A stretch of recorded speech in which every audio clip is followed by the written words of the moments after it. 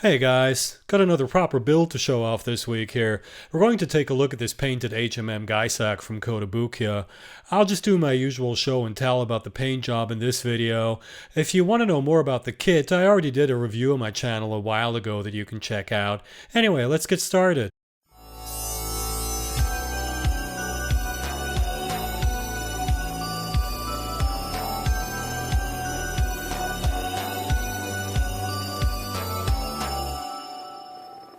Robo Shop.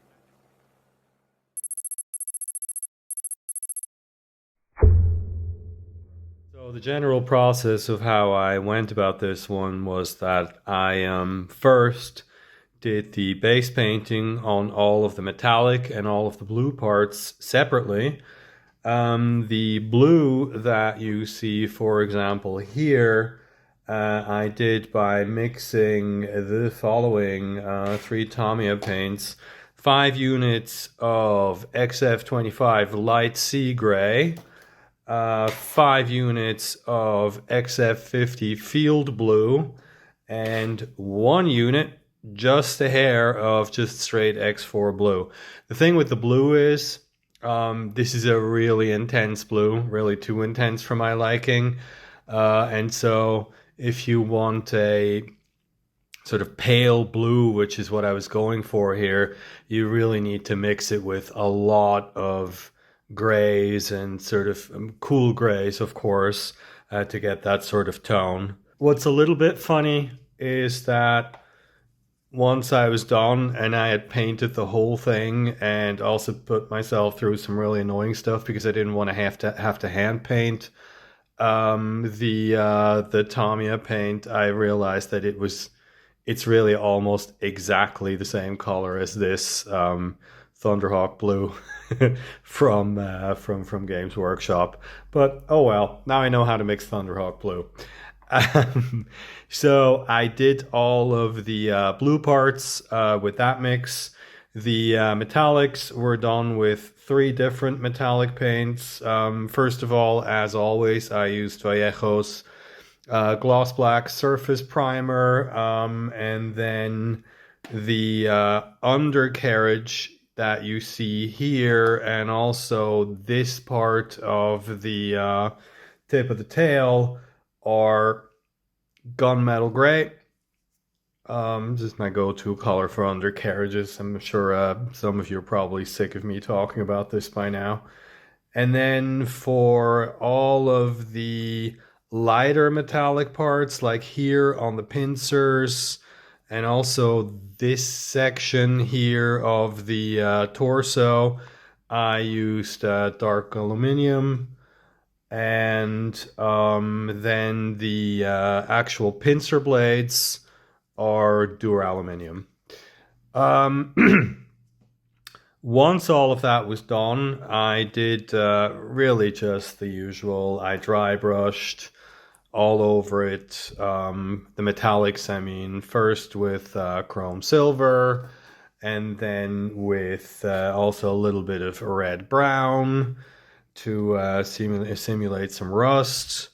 And then I also did a very, very light application. You can see it here on the caps, for example, or here in the center. Here I have a very sort of thin wash made of this here. This is light rust from Uptilung 502. And I put that everywhere I wanted to have a little bit of rust, and that was pretty much the metallics done.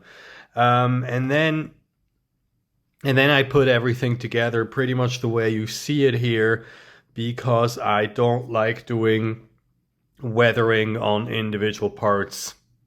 I just find it always goes wrong because you don't know what's where and where you want to have chipping, which way the streaks are supposed to go. And that worked pretty well. One problem was assembly. A lot of these pieces, you can still see it on the tail here. I couldn't quite get rid of these gaps. Some of these pieces are an incredibly tight fit, even when they're unpainted. And so putting them together with paint on them was not fun.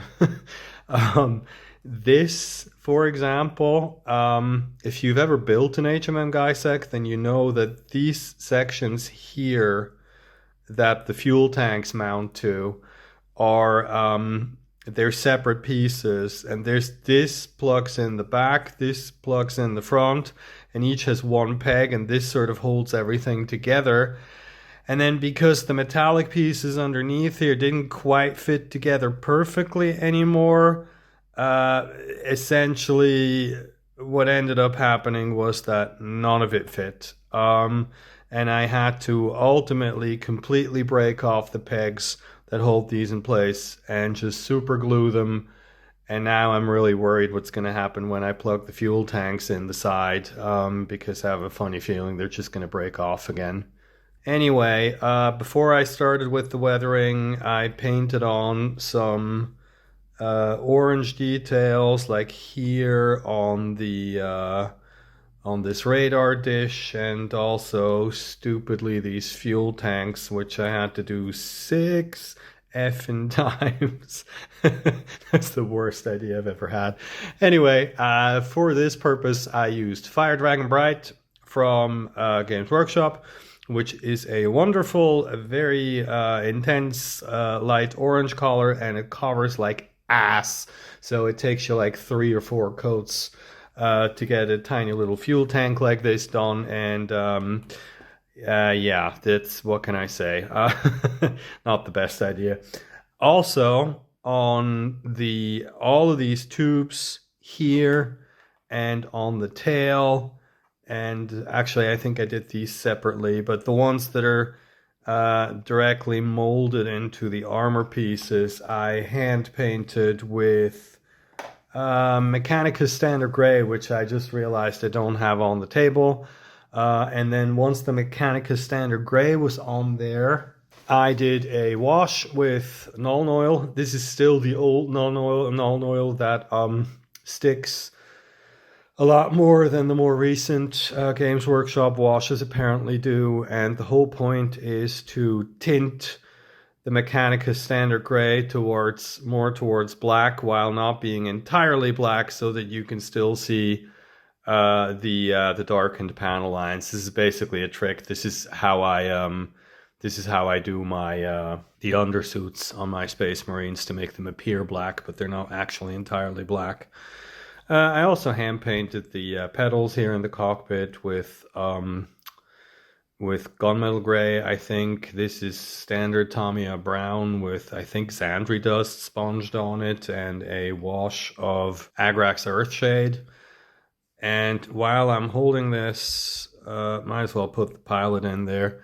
The pilot is Dawnstone and Abaddon Black, followed by a wash of this stuff here, thinned down heavily. Cadian Flesh Tone on the skin, I think, and Thunderhawk Blue for the lens. And also, when I took it off the thing it was mounted on for painting, the arm broke off, so that was fun. Anyway, he goes in here like this. And I'm thinking maybe I'll actually glue him in place, because this isn't gonna, because as soon as the cockpit is closed, I'm not gonna be able to access him anymore. So I think I'm gonna super glue this guy in place. Oh man. And there he goes, falling apart again.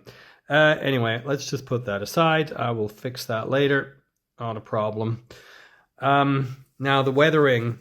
No, hold on. Before I get to the weathering, this stripe here I did by masking it off and then sponging on the orange to give this effect of sort of not particularly sort of cleanly done spray painting.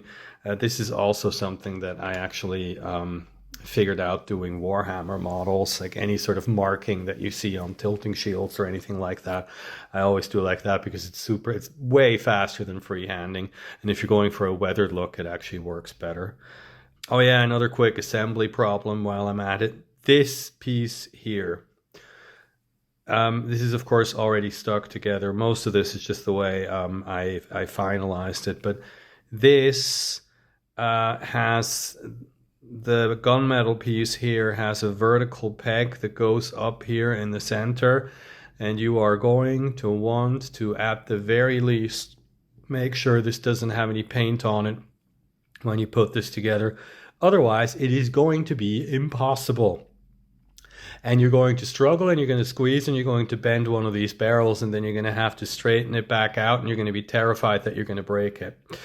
Or so I hear. Anyway, weathering. How did we do that? First of all, I didn't do any pre-shading because all these surfaces are so small. And then I decided because of the way these Republicoids look, there's so much surface detail on them. I decided to just do a dry brush all over everything with Fenrisian gray here. And then you might know that I've really moved away from techniques like dry brushing and sponge chipping in recent years because I like to have more control over my chipping. But with how small everything is here, I decided to actually try it again. And so you can see what I did very well here on the top. The basic chipping is sponged on with Fenrisian gray. And then I just looked for like the larger areas that ended up looking chipped, and I put a dot of dryad bark in the center of those with a brush. So it's a combination really of brush chipping and sponge chipping, and not to toot my own horn too much, but I'm quite happy with how that turned out. Once that was done, I did a wash with pin wash, obviously, for all of the panel lines, with MIG black wash here, and then some spot washes like here on all these joints with Optilone light rust. Once all that was done, I first of all, in order to get on the matte coat, you have to imagine like this was all put together like this when I did the weathering, and trust me when I tell you, this is never coming back apart, ever. These parts are such an incredibly tight fit. I mean, in general, I have to say, like, if you're going to paint this, like, you're really going to want to either, like, cut the pegs or mask them off, because I actually needed a pipe wrench to get some of these parts together, and that's very precarious. I managed not to break anything, but I don't recommend it. So anyway, what I actually had to do was basically mask off all of the metallic parts so that they would retain their metallic sheen, because I had varnished them with Vallejo metal varnish before I put everything together. And I really wanted to have the contrast between the shiny and the dull parts, and I wanted to maintain that as much as I could. Something I've really kind of stopped doing lately because of the logistical problems involved. But for this, I don't know. For some reason, I looked at this and I said, I gotta have it, and it's going to be really difficult, but I'm going to do it. So I masked off all of the metallic pieces and I put on a matte coat, and that was mostly it. There was some detail that I still had to paint with metallics, like the grill here or on the cockpit, and also the gun barrel here, which you can see also has this heat discoloration effect at the tip. This is actually very easy to do. You just do a series of washes, or actually, well, you use these washes: Seraphim Sepia, Druki Violet, and Drakenhof Nightshade in that order, and you basically just apply them very thinly like a transparent paint in multiple layers, and that's how you get this effect. And that was pretty much it. No top coat on anything that I hand painted on with metallics after the fact. Also these pistons here. And the final thing I did on this, for example, is a little bit of dry brushing with Starship Filth, also from Uptilung 502, also on these gun barrels, although it's not really that noticeable. Around all of the grills, I actually did that before the matte coat, and essentially no streaking. There's a tiny streak that I put here, and on the inside of these tail pieces you can see some streaking that I did mostly with Starship Filth and a little more with light rust, because I figured, you know, the inside of this tail is going to be dirty and there's going to be a lot of stuff running down here. Otherwise, there's no streaking because there's basically no flat surfaces. So where are you going to put streaks? And yeah, that's it. I am now going to put this together, but I am not doing that on camera because I know something's going to go wrong. And then once I fix that, we'll check it out in the photo booth. And boy, oh boy, did things go wrong. I already said it in the show and tell, but if you're one of the people who skip the live parts of my videos, and I know you guys do that because I have metrics, let me just reiterate this. The parts fit on this kit is extremely tight, and you want to mask off all the major pegs, especially anything that has to move. I ended up breaking one of the joint pieces that a leg is mounted on, and like I predicted, the two armor bits on the side that the fuel tanks mount to came off multiple times. Drove me nuts. Anyway, you know we like our comparisons around here, so here's a quick one with the European release Scorpozoid, because you might be thinking the collars are the same, but they're actually not. The blue I came up with is quite a bit lighter, and honestly, I wasn't really trying to replicate the original release collars. It just kind of turned out adjacent to that collar scheme, because I guess that's what my lizard brain thinks when it sees a Scorpozoid. And that's it, really. I have to say, this kit is a ton of fun to work on, and if you're not an idiot like me and actually mask the pegs that obviously need to be masked, you can also keep it very posable once it has paint on everything. And I'm just gonna shut up now and let you guys check out some pictures.